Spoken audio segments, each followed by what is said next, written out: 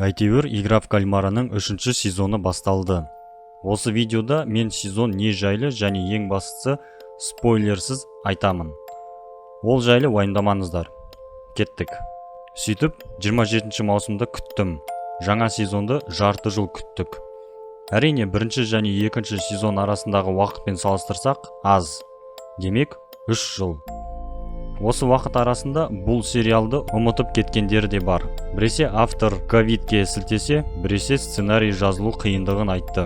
Осылай біз желтоқсанда жаңа сезонды Кихонның жаңа тарихын көрдік. Мен әр сезонның шыққан уақытында көрдім. Әрине, таң қалдырды. Авторлар дәрежені көтергені анық және соңын ашық қалдырды. Өйткені Кихон тарихы 3-ші сезонда белгілі болды. Жарты жыл тез өтіп кетті. Біз түрлі теорияны қарастырдық. Сендер де өз ойларыңды айттыңдар. Көптеген трейлерлер және материалдар шығып жатты. Ақыры біз эпичный финалдан рахаттансақ болады. Бұл оқиғаны Кихон өмірбаяны десек болады. Игра в кальмара ойындары көмектескіш элемент сияқты. Алайда 3-ші сезонда ойындар негіз болып қабылданады. Кихон оқиғасы барлық сезонда жан түршігерліктей болды. Оның тағдырын мұқият қарап жүрдік. Түрлі теория, көбісі орындалмай шықты. Біз жай ғана бұл ессіз әлемдегі ойындарға кіріп шықтық. Кейбір теориялар орындалды. Шыны керек, кейбір ессіз теориялар дұрыс болып шықты. Өз басым оларды түрлі фактілерден алдым. Алайда бұл сериалдың фанаттары көп екенін көрсетеді. Режиссер бұл оқиғаны өзінше аяқтауға тырысты. Түрлі шаблондарға жүгінбей, бастысы бәрін құпия түрде сақтай алды. Ол спойлерсіз сериалды бітірді, ал спойлермен видео келесі болатын шығар достар. Айта кетсек, серия 6 бөліктен тұрады. Әр серияның атаулары бар. Бұл атаулары сәйкес келеді. Көбісі ерекше жаңа болып шықты. Әрбір серия 1 сағаттай жүреді. Кейбіреулері 1 сағаттан да асып кетеді. Алайда мен бәрін бір кезде көрдім. Бізді басында ақ оқиғаға кіргізеді. Екінші сезонда бізді бөліп тастаған еді. Кихон көтерілісі орындалмай, Джон Бені өлтіріп, Кихон өз тарапынан ештеңе істей алмады.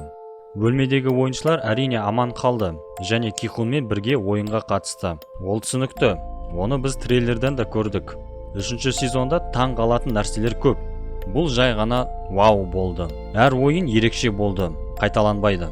1-ші сезондағы кальмар ойыны да бұл сезонда басқаша түрі болып шықты.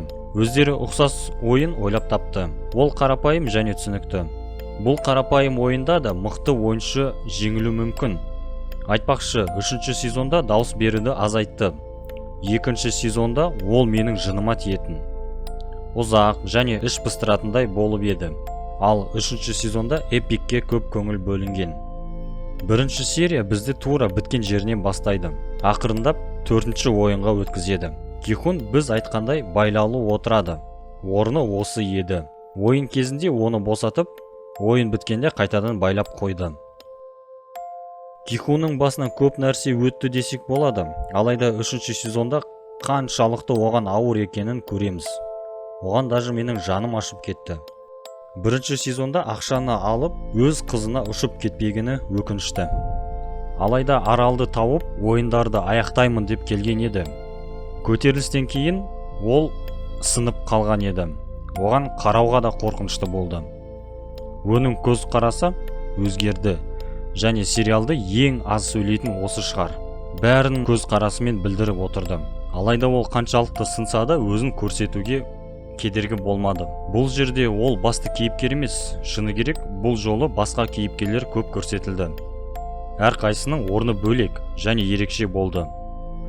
Әрбір кейіпкерге өз ойым ерекше көңіл бөліп отырдым. Осы жарты жылда ойындарға өзім қатысқандай болдым. Кім, не және қалай десе болады. Кейіпкерлердің өлімі өте аянышты болды. Кейде экранға жабысып жоқ деген кездерім де болды. Сезонның 1-ші бөлігі жай ғана аут. Ұзақ болмаса да күттік. Сериалдың озвучкасы, дауысы бәрі керемет. Бұл сезонда жеке туынды деп көрсек, басында әрине ыстық болды. Барлық оқиғаның қорытындысы деуші едім. Өйткені ары қарай ештеңе болмады. Әрине кемшіліксіз емес, сұрақтарым да көп. Жақында соларды талқылауға тырысамыз. Өкініштісі, бірақ кейбір кейіпкерлерде сюжет толық ашпады. Бұл сезонды кесіп қысқартқан сияқты. Неге деген сұрақ қана туындайды. Барлық картаны столға қойып, толыққанды аяқтаған дұрыс болушы еді. Бірінші ойым тығылмаш болды. Игра в кальмарада осы ойынды көргісі келгендер бар шығар. Шахмат емес әрине, сонда да жан түршігерлік эпик болды. Осындай сезімде бұрын болмаппын. Әрбір кейіпкердің сөзі және қозғалысы шынымен де өте қызық болды. Бірінші ойынды екіге бөледі деп ойладым. Бесінші ойын скакалка болды. Бұл жерде де ерекшелік көп болды. Осы жерде кейбір кейіпкерлер өзгерді. Бірінші сезондағы әйнек көпір сияқты. Қалай десек те қызықты. Бұл жерде күлкілі жерлер де бар. Үшінші ойын белгісіз болып шықты. Трейлерге жүгінсек. Әрине мен ештеңе айтпаймын. Ол үшін жақын арада басқа видео шығару мүмкін. Ал жалпы ол да ерекше ойын. Кальмар ойынынан да жақсы десем болады. Біздің көрермендерімізге де түсінікті ойын.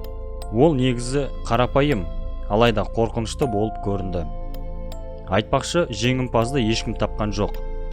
Әрине, есептеп көрсек, теорияға жақын едік. Ол мені де таң қалдырды. Әртістер мен режиссердің айтқандары анық келді. MJ Cohen де Ki-hoon да финал жаман болатынын айтқан болатын. Әрине, біз қалағанда ештеңе болмайды. Режиссер Голливуд системасына қарсы келіп, өзінің ерекше финалын жасады. Біз көруге армандаған кейіпкерлерде болды. Бұл жолы виптер қызықты емес болды. Өз басым финалды басқаша жасаушы едім. Әрине, өз қалауыммен. Осымен бітті достар. Арнаға тіркеліп комментарий қалдырыңыздар. Қазақша YouTube'дамызын.